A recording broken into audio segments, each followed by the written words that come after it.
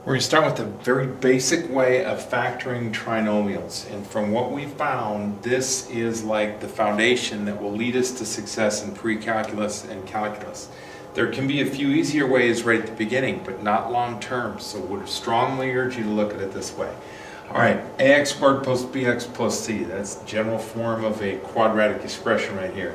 This is the quadratic term because it's x squared. This is a linear term because it's x to the first. This is the constant term.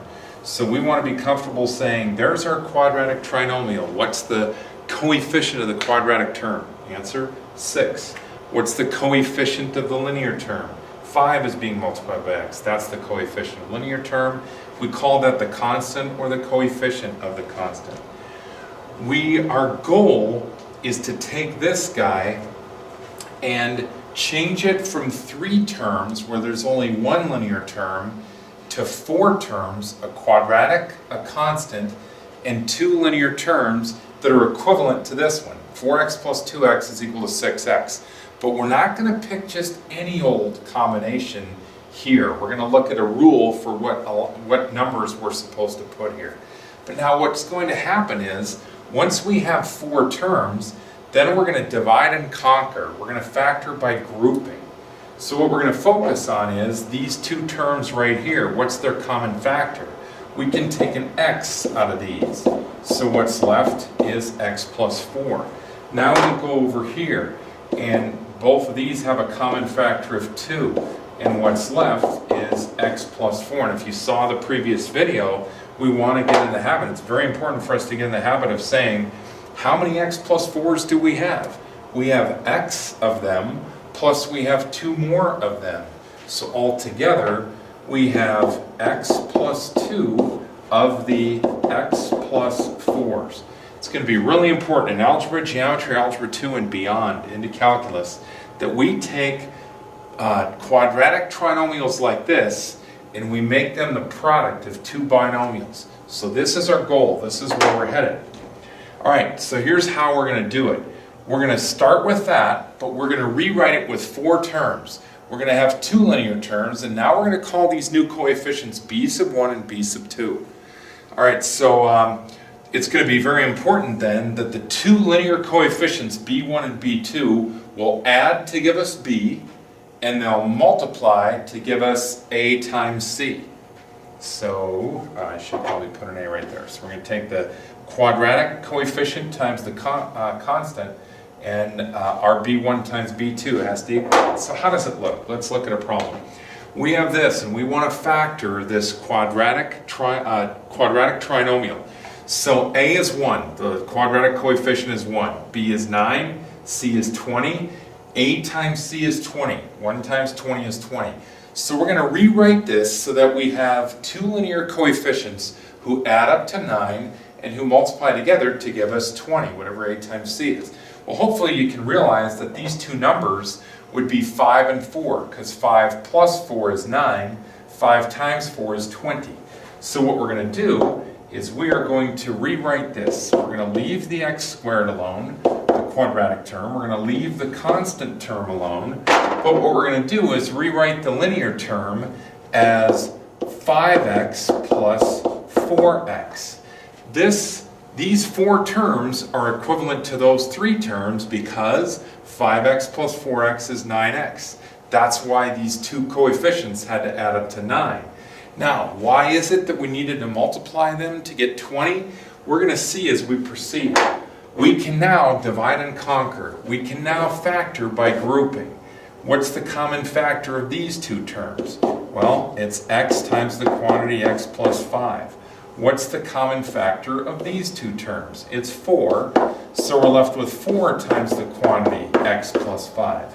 Hey, how many x plus 5s do we have? We have x of them here and 4 more of them here, so altogether we have x plus 4 of the x plus 5s.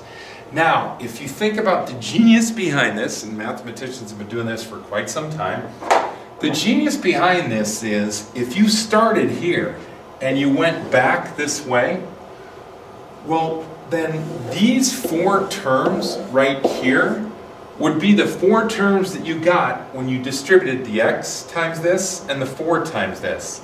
In other words, if we distribute the x times x plus 5, what do we get? Term 1, term 2. What happens when we take the 4 and distribute it to the x plus 5? 4 times x plus 5. We get term number 3 and term number 4. By making sure that these two things are true, what you've done when you've rewritten the original trinomial is you have magically come up with the 4 terms that will come out of the multiplication of these binomials together. That's the beauty of it, and we want to learn this right from the start instead of saying, hey, what if you have a leading coefficient of 1? There's no need for us to discuss that because this rule works whether that is a 1 or it's another number. Let's try this one. We got to rewrite this with 4 terms. Our a is still 1. A is 1, b is 3, our constant is -10, a times c is -10. So we need to replace this linear term with 2 coefficients of linear terms that add up to 3 and multiply to -10. Now when 2 numbers multiply to get you a negative, one number has to be negative, the other one has to be positive. But when we add these guys together, we get a positive result. So the bigger number has to be positive, and it has to be 3 more than that number. So hopefully we realize that what the 2 values are is 5 and -2. Because 5 plus -2 is 3, and 5 times -2 is -10. So here we go.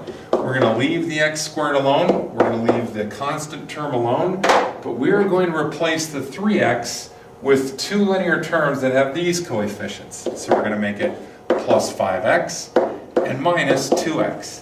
These 4 terms are equivalent to those 3 terms, but because we have 4 terms, we can now divide and conquer, factor by grouping. Greatest common factor is x. What's left is x plus 5. Greatest common factor here, there's a negative, and that's a negative, so let's take out a -2. What's left? X plus 5. All right, now, what do we have? How many x plus 5s do we have? X of them and -2 of them. So altogether we have x minus 2 of the x plus 5s. Voila, we have factored that quadratic trinomial. One last one, here we go. A is 1, B is -5, C is -24. A times C is -24.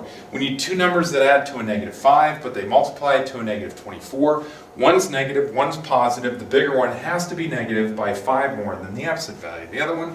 So hopefully we realize that it's going to be x squared, and we will replace this with minus 8x plus 3x minus 24. By the way, if you have your choice and one is positive and one is negative, get in the habit of putting the negative over here. It's just going to make life easier, because in that last problem, let's be honest, that hurts the brain a little bit when you have that -2 and you're factoring out a -2. So you can avoid that by, if you can, put this bad boy over here. Okay, so what do we got? We're going to divide and conquer. We're going to factor by grouping. What's the common factor here? It is x. What's left is x minus 8. What's the common factor here? It's a 3. If you factor out a 3, what's left is x minus 8. So, how many of these binomial x minus 8s do we have? X of them plus another 3 of them. Altogether we have x plus 3 of the x minus 8s. I think that's all we have. So there you go. We're working our way up. This is just the basics of quadratic trinomial factoring. It's going to get more interesting from here.